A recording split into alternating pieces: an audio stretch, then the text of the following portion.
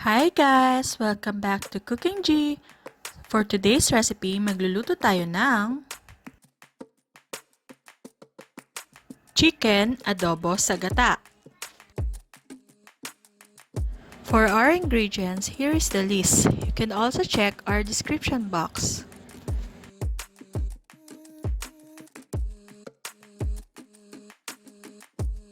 Umpisahan na natin ang pagluluto. Ilagay ang crushed black pepper sa manok at haluin.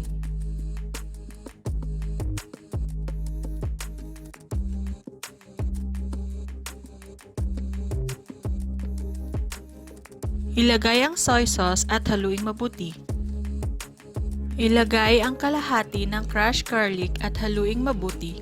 I-marinate ng 20 to 30 minutes. Heat oil in a pan and saute the garlic.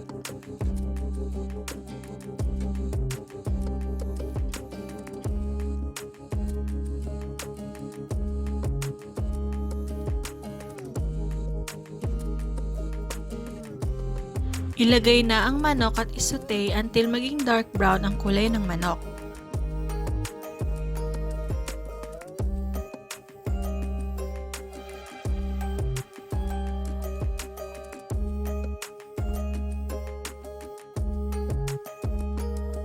Ilagay ang dried bay leaves at haluing mabuti ito.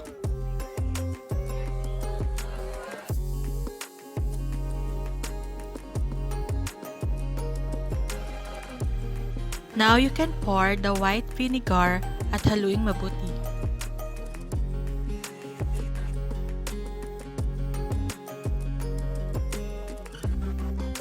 Ilagay na ang coconut milk. Let it boil, cover, and simmer for 30 minutes or until the chicken is tender.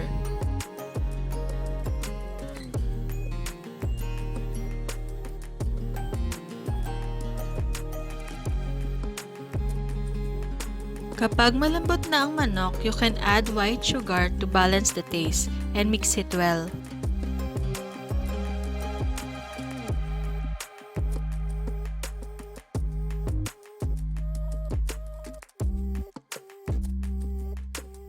Uncover and simmer it until maging thicken yung sauce.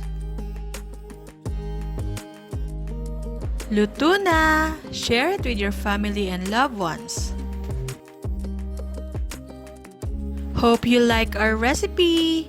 Please don't forget to like, share, and subscribe. See you on our next vlog. Bye!